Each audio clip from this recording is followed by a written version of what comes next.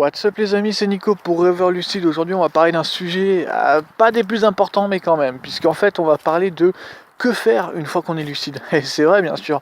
Alors si vous n'avez pas encore fait de rêve lucide, je vous invite à aller sur nos autres vidéos sur la chaîne. Et si vous avez déjà pratiqué les rêves lucides, bah c'est super, vous êtes sur la bonne vidéo. Dans tous les cas vous serez motivé à en faire simplement, et peut-être même que ce soir vous ferez une de ces choses que je vais lister. Alors bien sûr, c'est pas une sorte de... Ben voilà, cette liste n'est pas exhaustive, alors bon, je suis pas vraiment au courant de la signification exacte de ce mot, de vocabulaire, mais en gros c'est pas une liste, voilà, la liste ultime, officielle entre guillemets, parce qu'il n'y a rien d'officiel dans les rêves lucides, quoique, si moi et FONX faisons des bonnes vidéos et du bon contenu, et voilà, si on arrive à rejoindre toute la communauté francophone, on pourra se prétendre un peu officiel, mais pour l'instant c'est un peu en version bêta tout ça, mais on compte bien vraiment peser dans le game, et c'est même pas peser dans le game, on compte bien être nous-mêmes le game.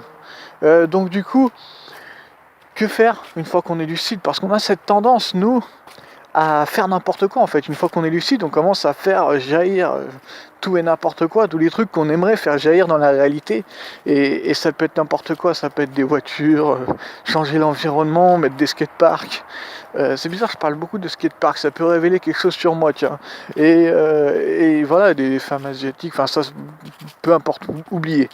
Voilà, tous les trucs qu'on aimerait faire apparaître dans le réel, ce qui fait que en fait, on profite pas vraiment du rêve parce qu'on fait apparaître plein de trucs et au bout d'un moment, soit le cerveau .x a cessé de fonctionner, comme a mis un des commentaires là sur YouTube, ou alors soit bah, vous allez vous lasser et finalement vous allez redevenir rêveur normal et pas rêveur lucide.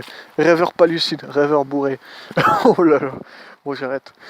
Du coup, en fait, je vais vraiment vous citer le premier truc, mais pour moi c'est le plus important. C'est même pas de 5 à 1 ou quoi que ce soit, il n'y a pas vraiment d'ordre.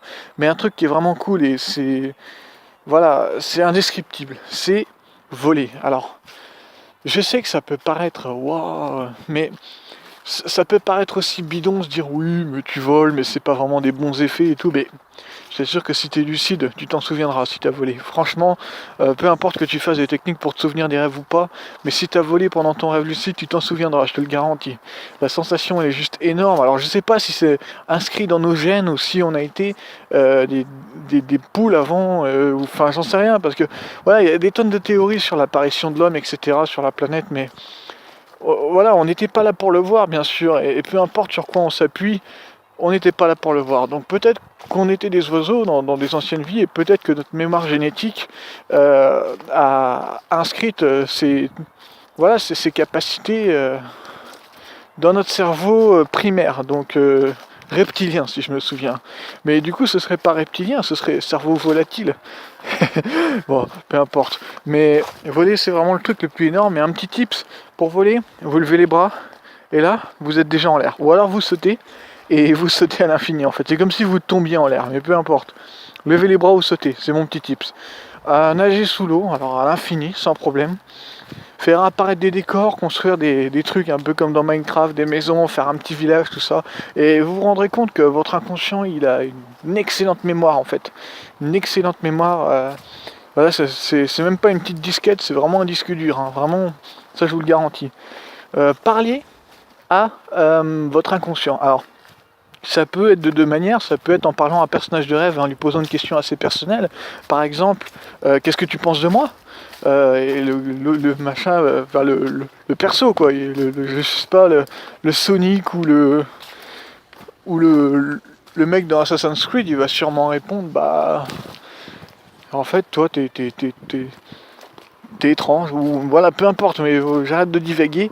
Ou alors, l'autre manière, c'est vraiment faire comme si c'était une sorte de Big Brother qui vous observait. Et de toute façon, si vraiment vous voulez parler à votre inconscient, vous allez le ressentir lui-même. Alors, si vous le ressentez, soit vous lui parlez, soit vous parlez dans vos pensées, mais peu importe, maintenant on parle de pensée, mais c'est, comment dire, c'est un monde dans un monde dans un monde, donc c'est pas vraiment comme ça que ça se présente, mais peu importe. Votre espèce de Big Brother, là, vous allez le ressentir, vous allez lui parler, et finalement, vous allez avoir les réponses à vos questions. Alors moi, par exemple, j'ai dit, je crois que j'ai dit qui suis-je ?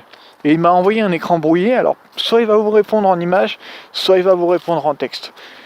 Du coup, c'est vraiment un truc que je vous invite à faire, c'est vraiment limite plus important que voler, parce que voler, c'est très primaire, hein, c'est l'amusement, où on est content, mais sauf que parler à son inconscient, ça peut vraiment vous donner des réponses sur vous-même, et peut-être même sur les rêves lucides, sur tout ce monde-là, parce que c'est un monde qui n'est pas encore exploré, et je suis sûr que il y a moyen de savoir des petits secrets, des trucs sur l'esprit humain et compagnie, mais peu importe, c'est à vous de le découvrir. Et on en arrive au quatrième truc, j'ai pas compté. Et le quatrième truc, c'est éclatez-vous, essayez de faire des circuits de bagnole, des circuits de parcours, tous ces trucs-là, tous les trucs où vous avez aucune compétence, même la guitare ou n'importe quoi. Testez et vous verrez que finalement, vous aurez toutes les compétences dans un rêve lucide. Alors, voilà, c'est le dernier truc, mais ça regroupe tellement de choses, ce point numéro 4. Mais en fait, si vous avez aucune compétence dans, par exemple, conduire un scoot, vous le faites dans un rêve lucide, pas de problème. Mais là, il y a un problème aussi. Le problème, c'est que quand c'est un truc que vous ne vous sentez pas capable de faire, eh bien, il va y avoir un bug en fait. Vous allez voir par vous-même. Mais par exemple, moi, quand je ne savais pas encore faire les saltos, eh bien, je me cassais la gueule en rêve lucide. Enfin, c'est même pas que je me suis cassé la gueule, je restais bloqué en fait à l'envers et après je revenais à l'endroit. Mais à partir du moment où j'ai vraiment appris à en faire dans la réalité, eh ben, aucun problème pour en faire en rêve.